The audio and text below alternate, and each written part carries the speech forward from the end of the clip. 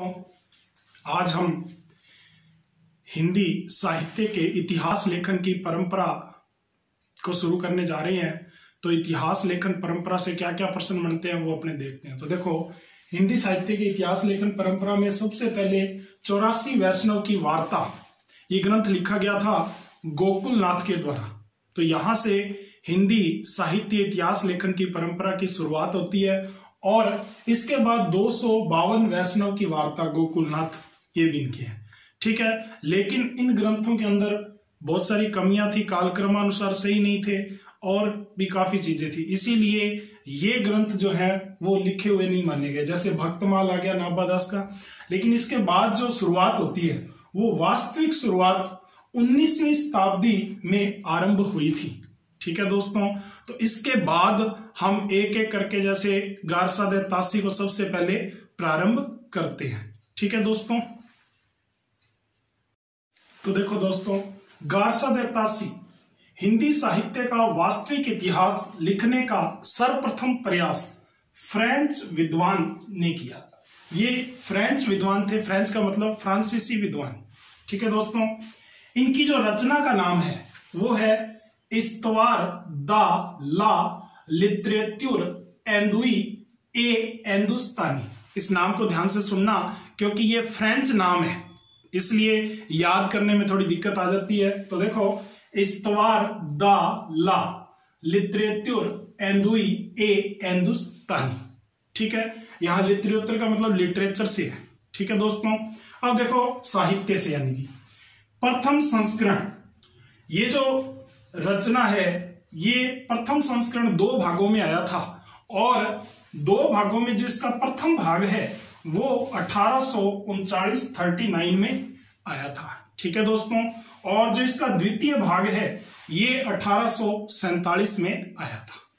ठीक है दोस्तों, इसके बाद इसका द्वितीय संस्करण आया, इसमें सुधार किया गया और सुधार करने के बाद इसको दोबारा प्रकाशन किया गया और इसका जो द्वितीय प्रकाशन है, संस्करण है, वो 1871 में आया था।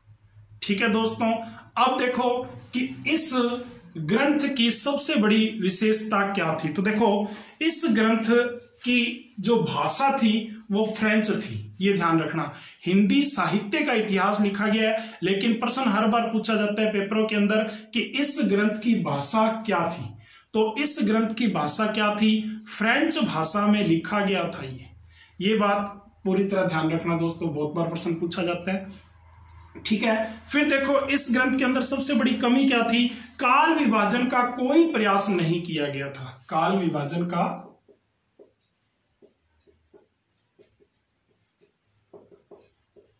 कोई प्रयास नहीं किया गया। ठीक है, ये इस ग्रंथ की सबसे बड़ी कमजोरी थी, कमी थी। अब देखो, इस ग्रंथ में शामिल जो प्रथम कवि थे उनका नाम अंगद था। ठीक है, प्रथम कवि का नाम क्या था? अंगद। और अंतिम कवि जो थे उनका नाम था हेमंत पंत। ठीक है दोस्तों, तो इस तरह से हमने आज गारसा दे तासी के बारे में जानकारी ली है। ठीक है दोस्तों,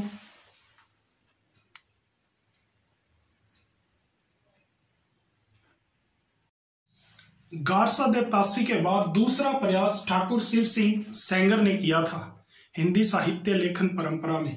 तो देखो, ठाकुर शिव सिंह सेंगर जो थे ये हिंदी साहित्य इतिहास लिखने का दूसरा प्रयास किया, लेकिन याद रखना कि ये भारतीय विद्वान प्रथम प्रयास था, यानी कि एक भारतीय के रूप में ये प्रथम थे, क्योंकि गारसा दे तासी जो थे वो भारतीय नहीं थे बल्कि वो फ्रांसीसी थे, फ्रेंच के थे।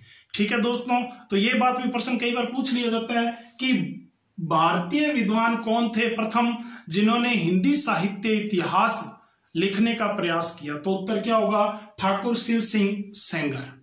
ठीक है दोस्तों, फिर देखो कि इनकी रचना का नाम क्या है। तो देखो, इनकी रचना इनसे नाम से मिलती है, शिव सिंह सेंगर, शिव सिंह सरोज, शिव सिंह सेंगर, शिव सिंह सरोज। तो देखो, शिव सिंह इनकी रचना का नाम इनके अंदर ही आ रहा है। ठीक है, फिर देखो ये जो प्रकाशन वर्ष है ये पिछली बार पेपर के अंदर पूछा गया था कि इस रचना का प्रकाशन वर्ष क्या है? 1883। आरपीएससी ने परीक्षा में पूछा था ये, तो ये अपने को ध्यान रखना है 1883 में। हालांकि ये पुस्तक जो है ये 1878 ईस्वी में प्रकाशित हुई थी, लेकिन उसके अंदर त्रुटियां रह गई थी, इसलिए इस पुस्तक को वापस सही करके छापा गया।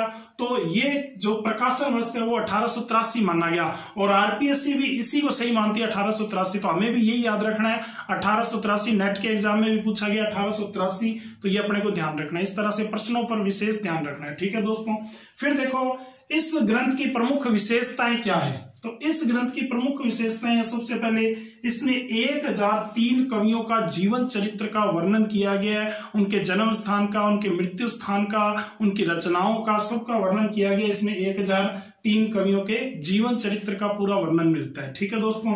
फिर देखो इसकी जो दूसरी विशेषता है, यह हिंदी भाषा में रचित सर्वप्रथम इतिहास है। और यही प्रश्न पेपर में कई बार पूछा जाता है कि हिंदी भाषा में रचित सर्वप्रथम इतिहास का नाम क्या है? तो अपने उत्तर क्या देंगे? शिव सिंह सरोज। या किसने लिखा?